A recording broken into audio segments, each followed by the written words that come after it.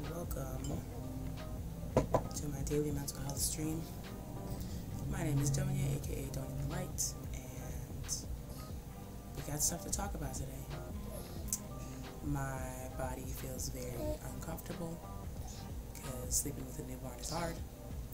So, yeah, it's a reasoning for my energy. If you are catching this live stream here on Twitch, thank you for being here. I appreciate you. Welcome, Jones, for getting first in the chat. Thank you for being here. I appreciate you coming in to watch. And please feel free to contribute to the conversation by talking in the chat. If you're catching the replay on YouTube, I appreciate you. Fook you, Jones. I appreciate you for watching. And please subscribe to my YouTube channel, share these videos. All these small, free things really help grow my channel and help me reach a larger audience and help share my message with people who really need it. As far as my chat goes, good morning, Jones, and good morning, Shaka. Do some shout outs for y'all real quick.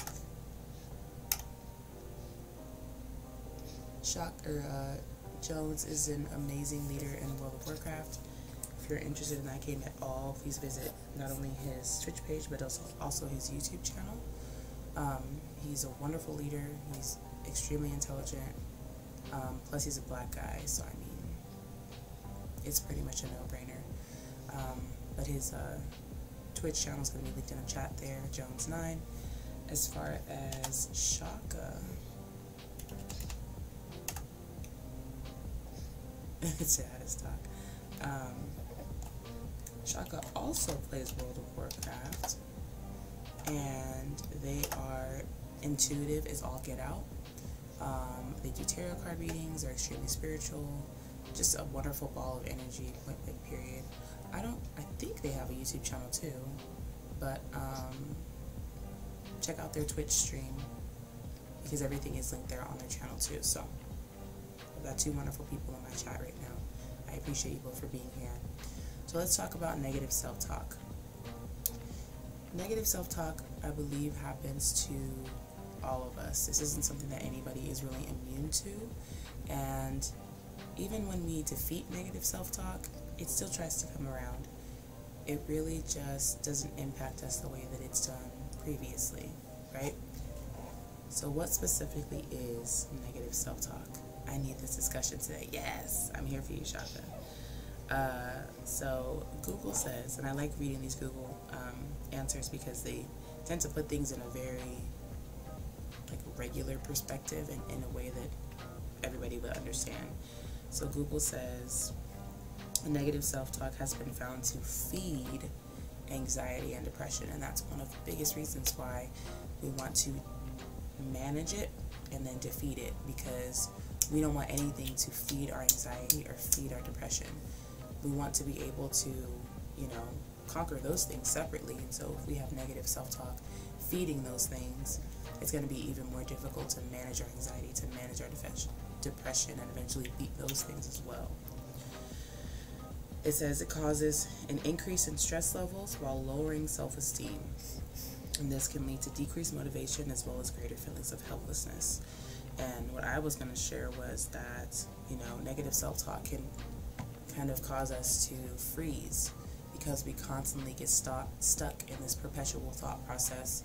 And these thoughts are not helpful, they're not true, but we don't realize that because it's in our head, it's happening in our head. And that's one of the primary reasons why mental health is so important, because if your leg is bruised, and that's the reason why walking is painful, you can physically see that bruise, and you can acknowledge that that bruise is the reason why walking is painful.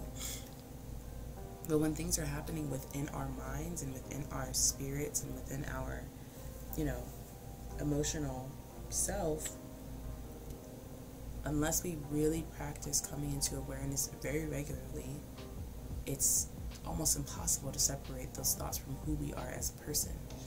So, step one for defeating negative self-talk is to become very aware of what your negative self-talk is and what it's saying. So coming into awareness looks like not challenging those thoughts yet, but acknowledging when you have them. And this could be as simple as pausing in that moment and repeating that thought to yourself. And then repeating it in a curious way. For example, I go to meet Shaka, right? Shaka invites me for coffee. And I say, you know, I'm so excited, and etc., etc. And once I get there, I wave, and they don't recognize me.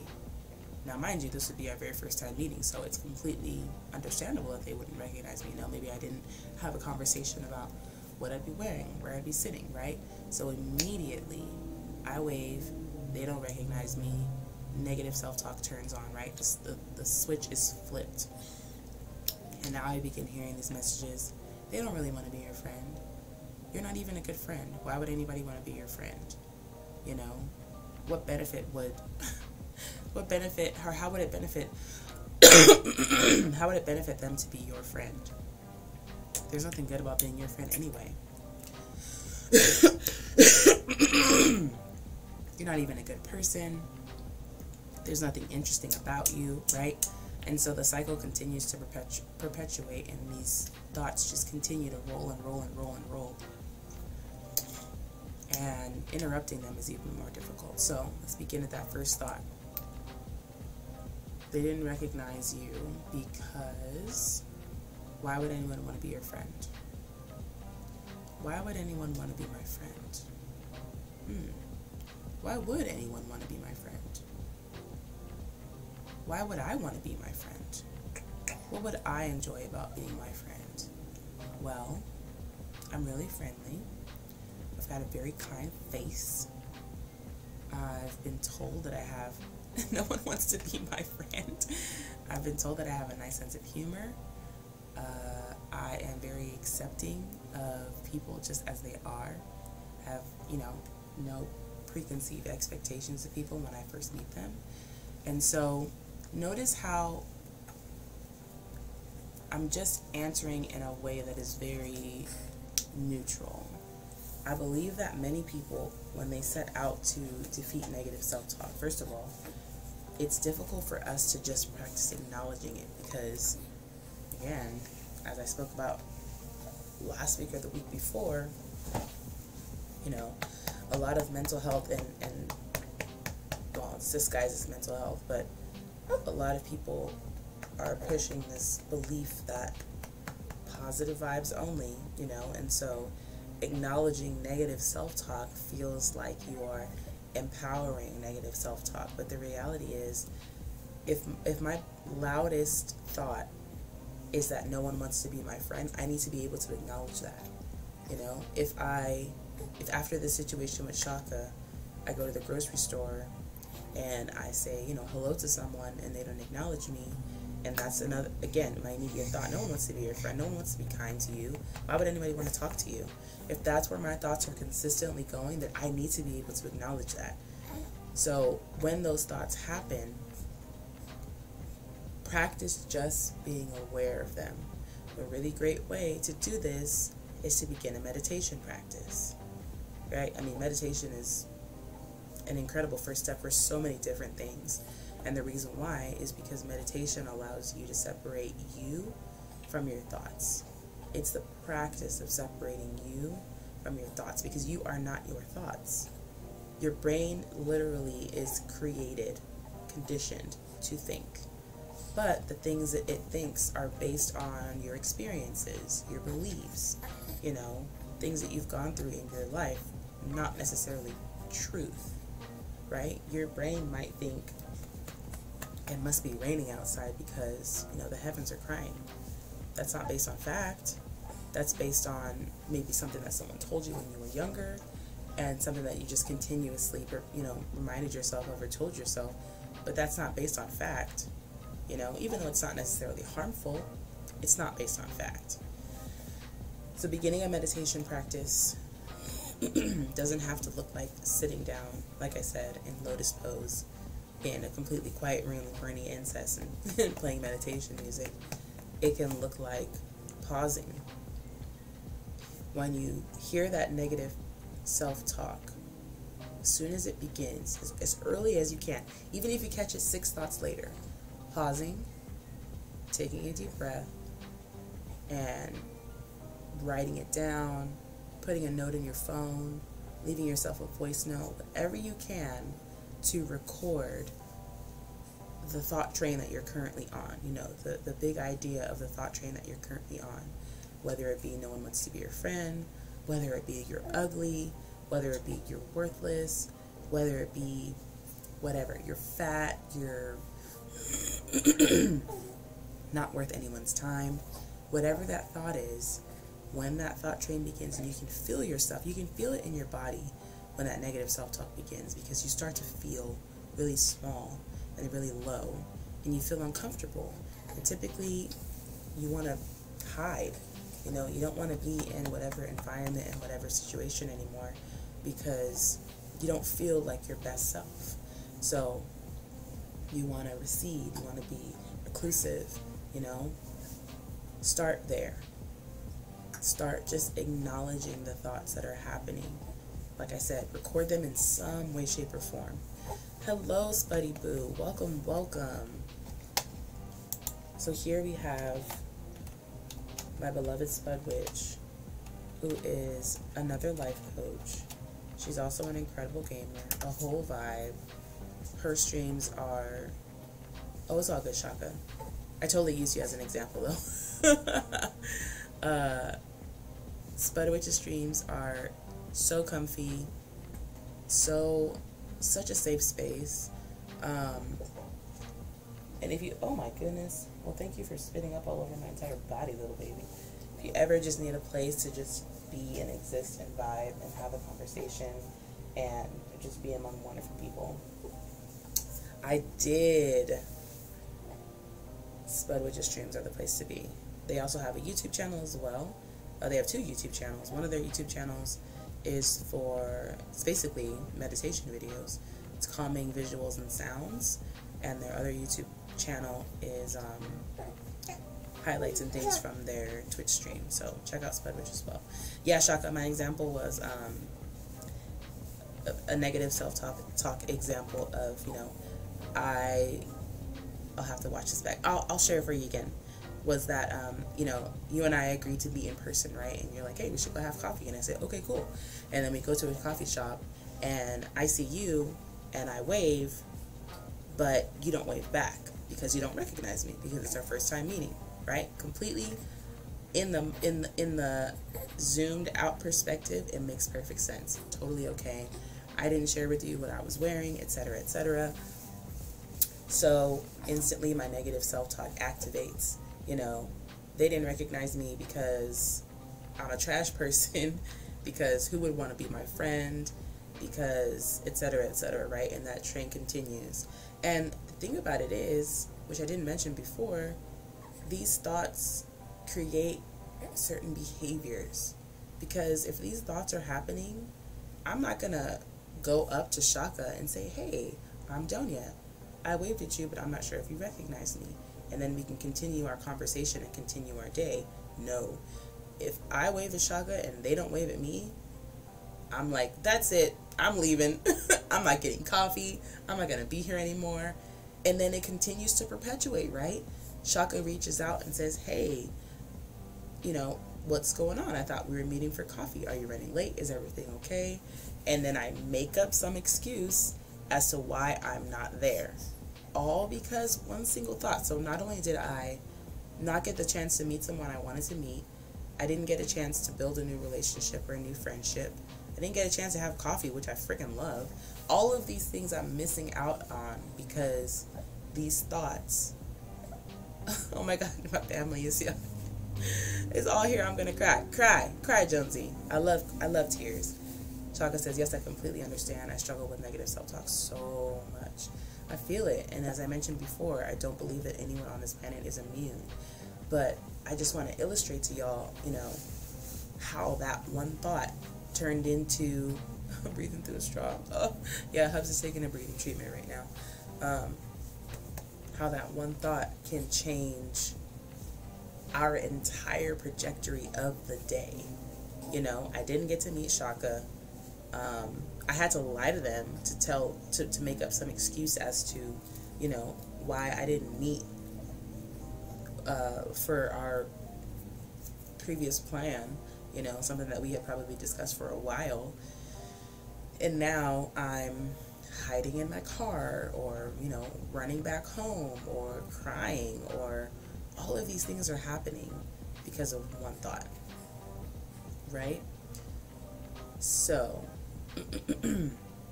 getting into the practice of acknowledging those thoughts in some way, shape, or form, writing them down, leaving yourself a voice message, writing them in your phone, whatever. Shaka says, it really does. I have such bad generalized and social anxiety. It bothers me so much.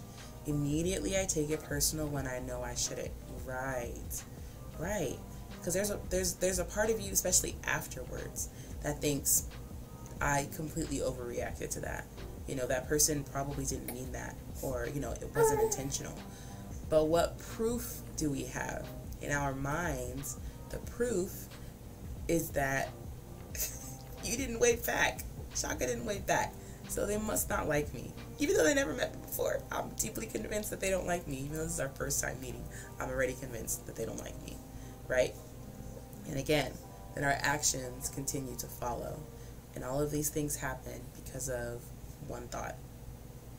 That's it. Just one thought.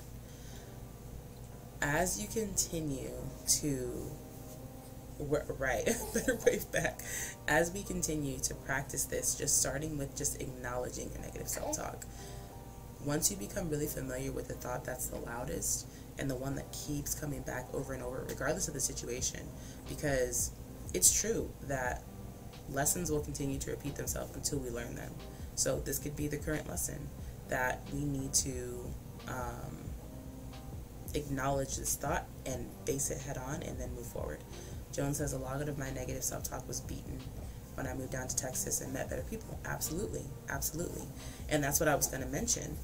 Let's say that you begin practicing this, and you've been practicing it for like 2 or 3 weeks, and you feel really comfortable acknowledging the thoughts that are in your head. Then you can begin vocalizing it. Then the next time I meet up with Shaka, I can tell them, hey, I waved at you 3 weeks ago when we first were supposed to meet, but my mind told me that you didn't recognize me because you didn't like me. And then they're going to say, that doesn't make any sense. Or they might say, because they're empathetic and because they're an incredible person, I totally get that, you know, but I just didn't recognize you. And Shaka seems to be the problem, though. Shaka is not the problem. Shaka is just the example. And it's so funny because as soon as I said their name, they weren't even in the chat. They weren't even in the room. But Shaka is not the problem. My thoughts are the problem, okay? So then I can vocalize to Shaka, you know, what I was thinking at the time. And then they can give me solace and provide a sense of support by saying, I totally understand. You know, that's definitely not the reason why I didn't wave back. I just didn't recognize you. And they can provide me some solid facts in the situation. One of the most important aspects to this, if possible, is to navigate this with people who make you feel safe. These are things that I would discuss with everyone who's in the chat here.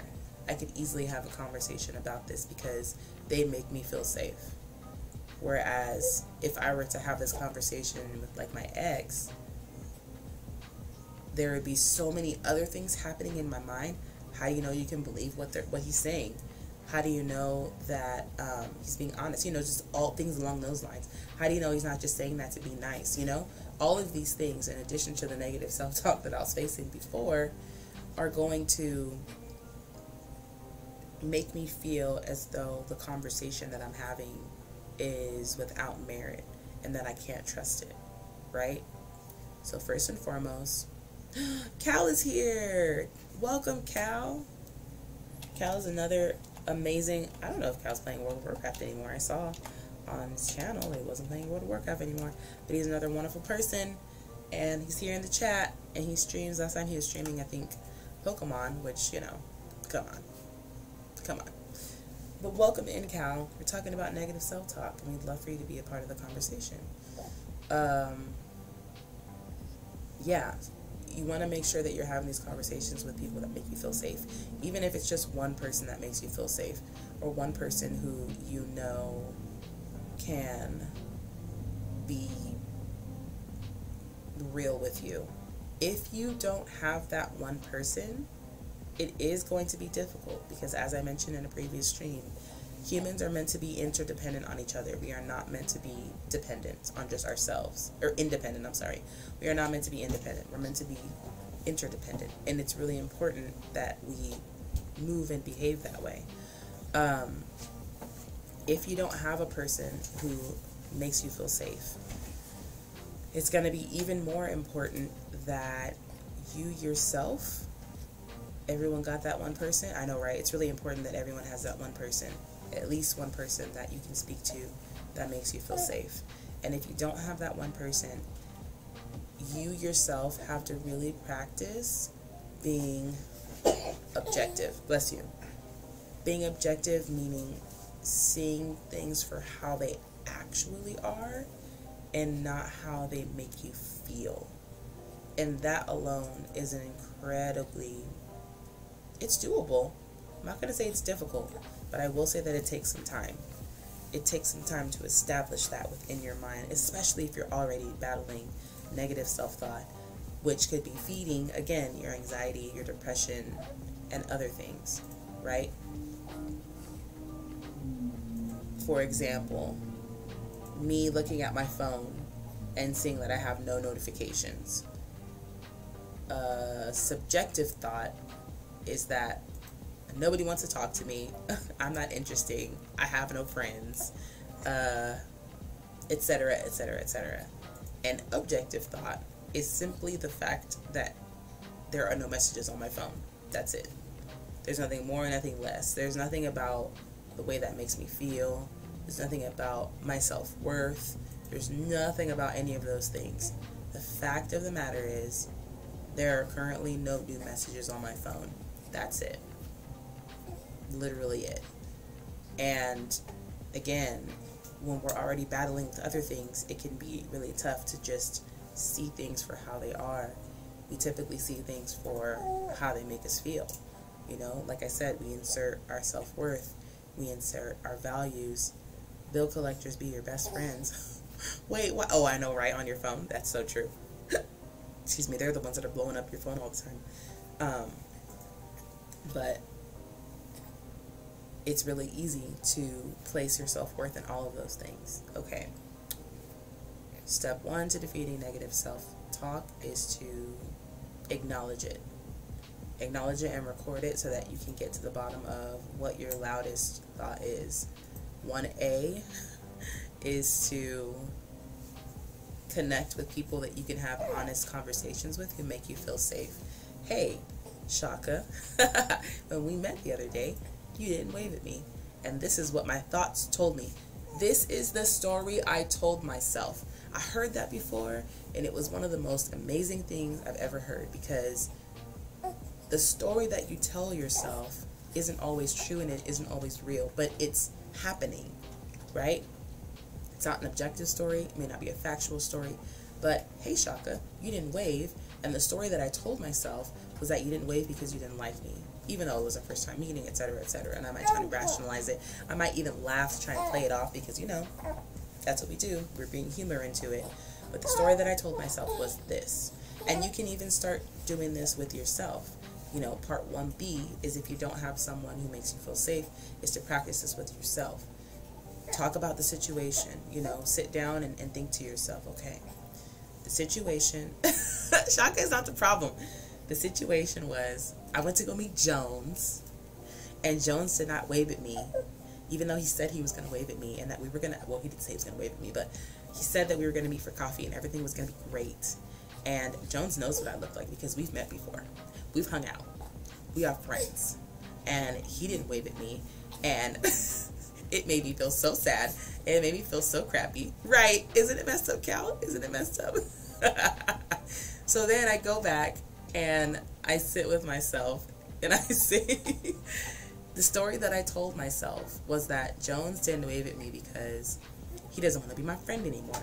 He doesn't like me anymore. He's upset with me, etc., etc. Now, do I have any confirmation of any of those things? And what I mean by that is, did Jones specifically say any of those things? Did he reach out to me and say, Doña, I don't like you. Man, I'm getting cooked. I don't even want to be your friend anymore. I don't even know why. I don't know. Whatever. Do I have any confirmation of any of these things? No? Then I need to move on. And if this happens again, I can remind myself, the story that I told myself previously wasn't true. You know, and then I can bring it to Jones again, because he is someone that I can talk to that makes me feel safe. I can say, hey, Jones, last time we were supposed to meet for coffee, the story that I told myself when you didn't wave at me was this. Was that true? And he's going to say, oh my goodness, girl, you tripping. It's getting spicy in here. He probably tell me I'm tripping, and then he'll give me a big old hug, and then I'll shed one single thug tear and be like, this is what real friendship is. And then we'll go proceed to get our coffee, and then, you know, that'll just be that. So the story that I told myself, the story that I told myself, the story that I told myself. And that, the beautiful part of that statement is, it again, it separates you from your thoughts. Not, I believed, or this is what happened. The story that I told myself was this, you know, because I have no factual, tangible confirmation that this is the truth, right? It was just a story that I told myself.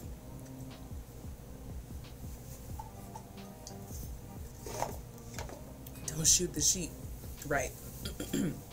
So moving forward, now you have began practicing acknowledging your thoughts, your negative self-talk thoughts. You've began writing them down.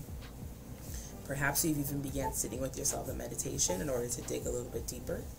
You've began using the phrase, the story that I told myself, when situations happen in which your thoughts tell you something other than what is objectively happening at the time.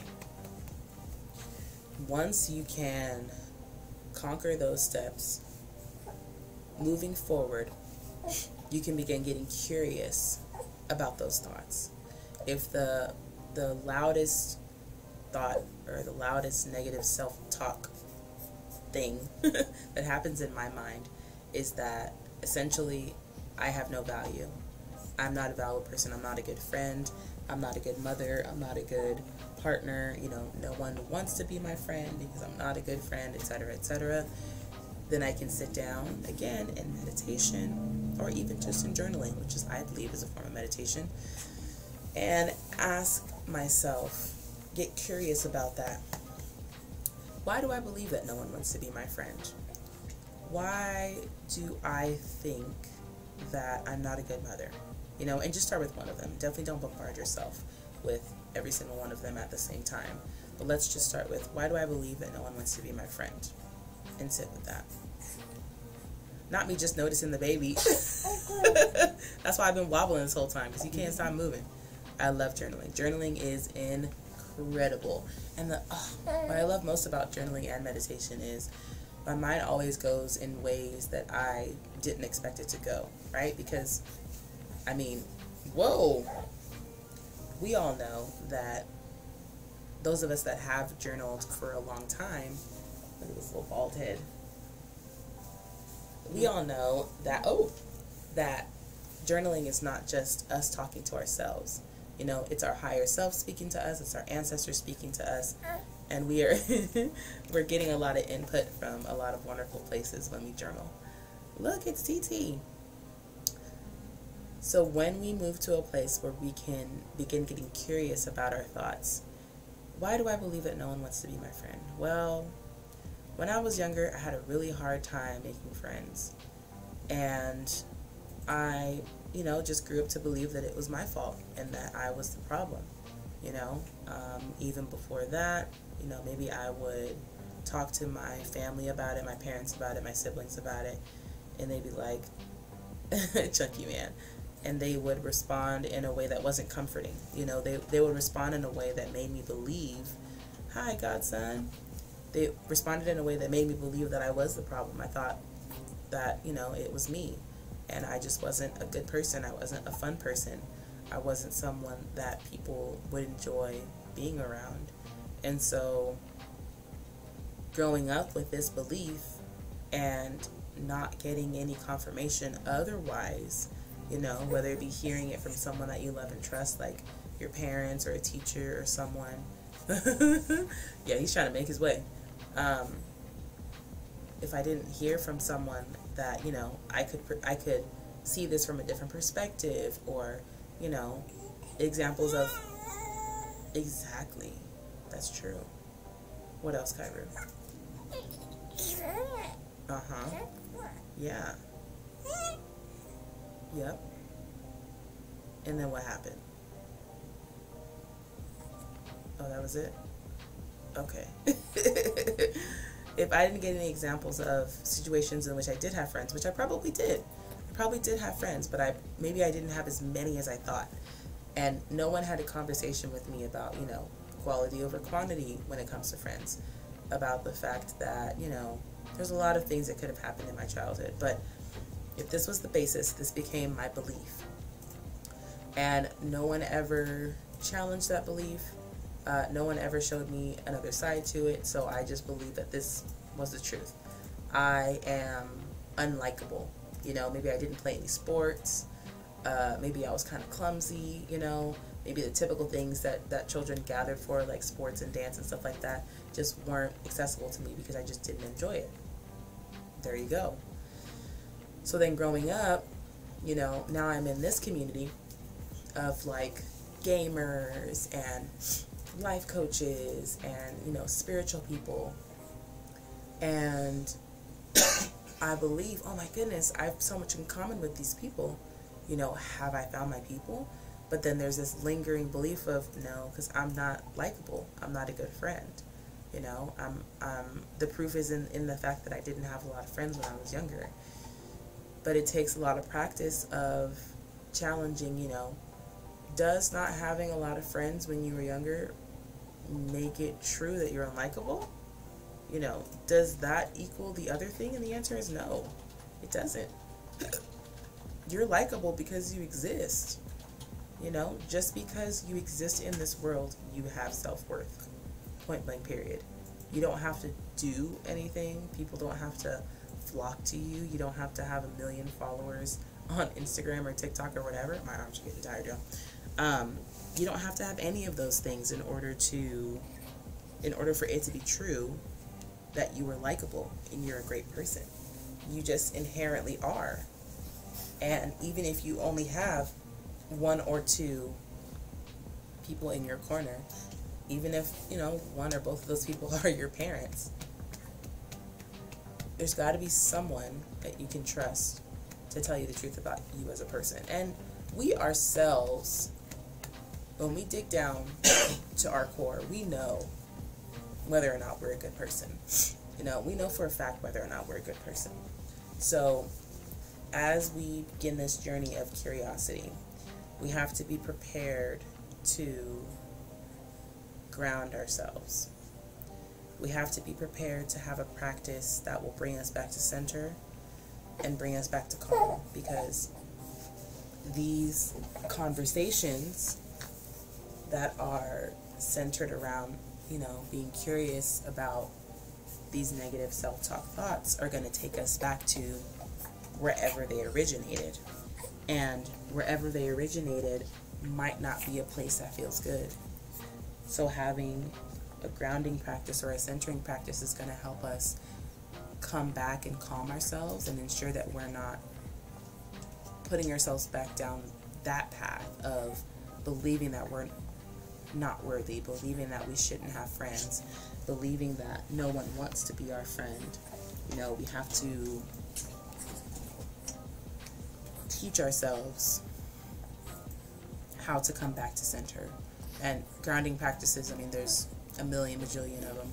It could be a visualization practice, it could be a journaling practice, it could be a certain meditation, it could be a yoga practice, it could be walking, it could be so many things, it could be exercise, it could be so many things that helps to ground us and bring us back to center, so that we don't travel down that very unproductive and unhelpful and untrue thought train, right? Because this is something that we are recovering from.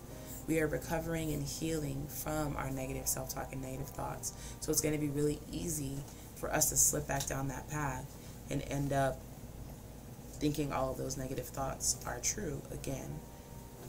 So in addition to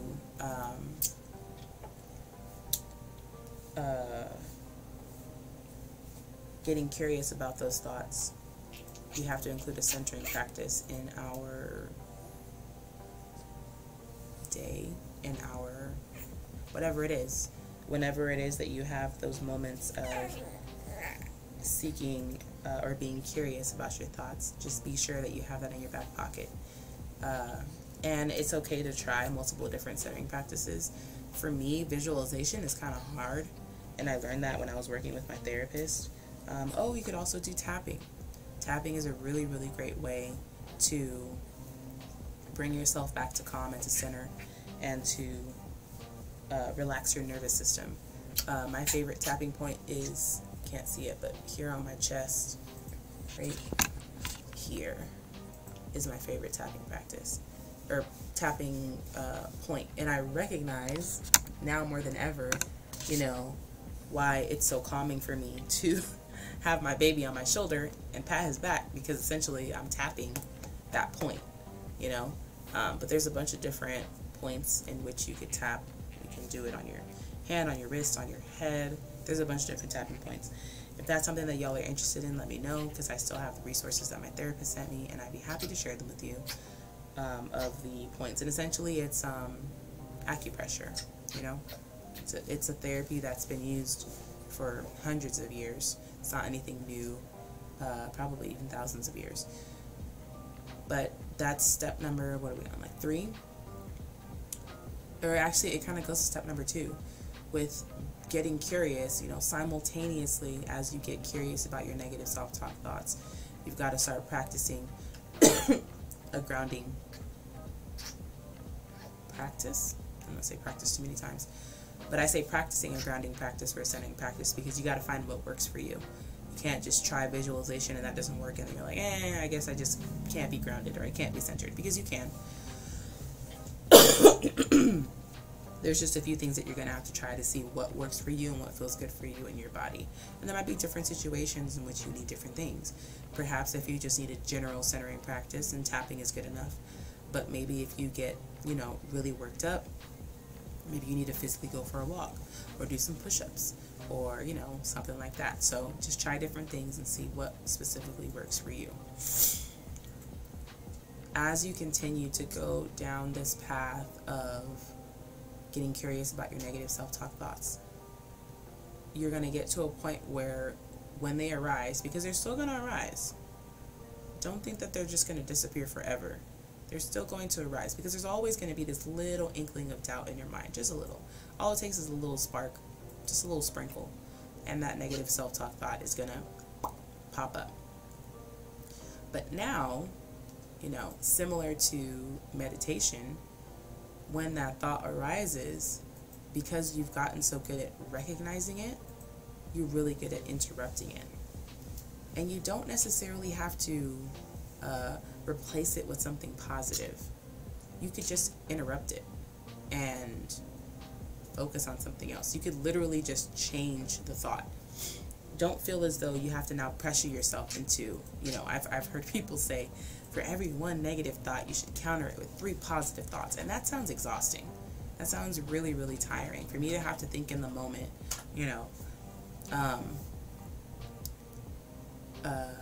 I'm not a good friend. And then you counter that with, I don't even know, like, I am a great friend. I'm a good person. I am kind. Like, I got tired just thinking about that. Exactly. It's a lot of extra work that I don't believe that we have to do. I believe that just interrupting that thought and choosing to think about something else is what's going to be key.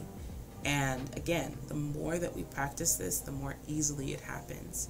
The more, the smoother it is in the transition. You know what I mean? It'll be so seamless that, the next time I go to meet Jones and he doesn't wave at me, you know, I have that thought of no one wants to be my friend, and I interrupt that thought and say, let me go talk to him. You know, he obviously didn't see me. Let me go talk to him. Or, you know, I'm so hungry, or whatever. There's a million things you could think about. Even in that moment, you could choose something in your environment to focus on. If you need something, you know, really quick and really easy to switch your focus to. You know, Jones didn't wave at me. If I don't wave, coffee on me plus a donut. 2 donuts. And we got a deal. You know, in that moment, Jones doesn't wave at me. I think I'm not a good friend, I'm not a good person, etc., etc.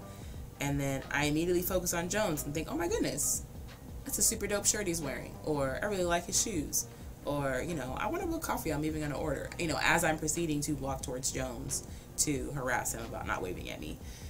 But there are so many things. Wave, Jones. There are so many things that I could focus on in that moment. Choose to focus on, because we have that choice. We have the choice to choose to focus on something, and choosing to focus on something that we can visually see is probably one of the easy, or we can hear, we can smell. That's a grounding practice, coming back to our senses, coming back to where we are physically, something I can feel, you know. What's up, buddy? You all sort of done? Donuts don't be cheap, y'all. I might not wave. Yo, donuts are like $1. Chill out, Jones. Chill out. Anywho, we have our steps. We have our steps for defeating negative self-talk. Step number 1 is to acknowledge the thoughts. Acknowledge your self-talk thoughts and record them. Record them in a journal. Record them in voice notes. Record them in a note in your phone. Record them. Step 1A is to create a list of people that you can speak to that make you feel safe. Step 1B is to begin vocalizing, or maybe that's step 2. I don't know. The next step is to begin vocalizing these negative self-talk thoughts when they happen to people that make you feel safe. Hey, when this happened, the story that I told myself was this. Was that true? And then the person that you're speaking to, them things be stale. This person that you're speaking to can acknowledge your thoughts, you know, and move forward from there. Again, make sure that it's someone that makes you feel safe. If you don't have someone that makes you feel safe, say these things to yourself. You know, review these things with yourself. Review those, your notes, your voice notes, your physical journal notes, whatever it is, and say out loud or say in your mind, the story that I told myself when this happened was this. You know, what facts do I have? What objective facts do I have to support that this was true, right? Moving forward from there, you can begin getting curious about your self-talk thoughts. Really digging into, why do I think this? Why do I believe this? Where did this come from? And go down that rabbit hole. But remember, before you really partake down that rabbit hole, come up with a few different grounding practices that you want to include to bring yourself back to center, just in case, you know, those thoughts take you a little bit too far, because it's totally possible that you come up on something that's really triggering and, oh my goodness, you know, now you're going down a whole rabbit hole that you didn't expect to go down. So these practices could include visualization, meditation, breathing exercises, yoga, exercise, bike riding, walking, drawing, singing. I mean, so many different things that you could do to help calm your nervous system and bring you back to center, right? And last but not least is, once you get really, really well versed in acknowledging your negative self-talk thoughts, getting curious about where they originated and dispelling those beliefs, right? Then when those negative self-talk thoughts come up, you can interrupt them. You choose to focus on something in your actual tangible environment. Choose to think a different thought. Choose to focus on something else. Choose to focus on something someone's wearing, something that someone said, something that you can smell, something that you can see, you know, choose to focus on something else. And that, like I mentioned, that also is a grounding practice. If you ever find that you are somewhere, doesn't matter where you are, because you're always in a physical environment, and you feel yourself getting worked up, and you feel your anxiety flaring, you feel your depression, you know, making you feel really small, choose a couple things in your physical environment to just say in your mind, you know, there's a glass on my desk and it is empty. You know, my chapstick is in front of my mouse. It could literally just be factual things that are, you know, my keyboard is on top of my desk. My ring light is on. The door is almost shut. There's a black chair leaning on the wall. It could just be those simple things. It doesn't have to be anything super complex. It doesn't have to be anything magical. But focusing on your tangible environment, you know, counting the things on the wall, whatever it is, will help bring you back to center. Okay? My loves, it has been a wonderful conversation. I appreciate all of you for being here and contributing to the conversation. But that will wrap us up for today. I gotta go do mom teacher stuff. I love you all. I appreciate you. If you popped in here in the live stream on Twitch, I appreciate you for contributing in the chat. If you're catching this replay on YouTube, thank you for watching. I hope this conversation was beneficial to you. Happy Monday. Yes, as Joan said, it's Monday, right? It is Monday. If you are interested in coaching with me, let me know. My links will always be in the description of my YouTube videos. I need to put my my direct scheduling link in there too. But please leave a comment. Of course, Betty, I appreciate you for being here. Shaka, you also have a wonderful day. Leave a comment to, you know, contribute to the conversation, share your thoughts. Subscribe. It's a really free, great way. Thank you, Cal. A really great free way to support my channel is to subscribe. Yeah. What was that? Anywho, I will see all of my lovely friends in Discord. And for everyone else, I'll see you tomorrow. Also, if there's a topic that you want me to talk about, please let me know. Drop it in the comments on YouTube or, you know, wherever, if you have other ways to reach me. But yeah, it's been a wonderful, wonderful stream, and you all have a wonderful day. Happy Monday.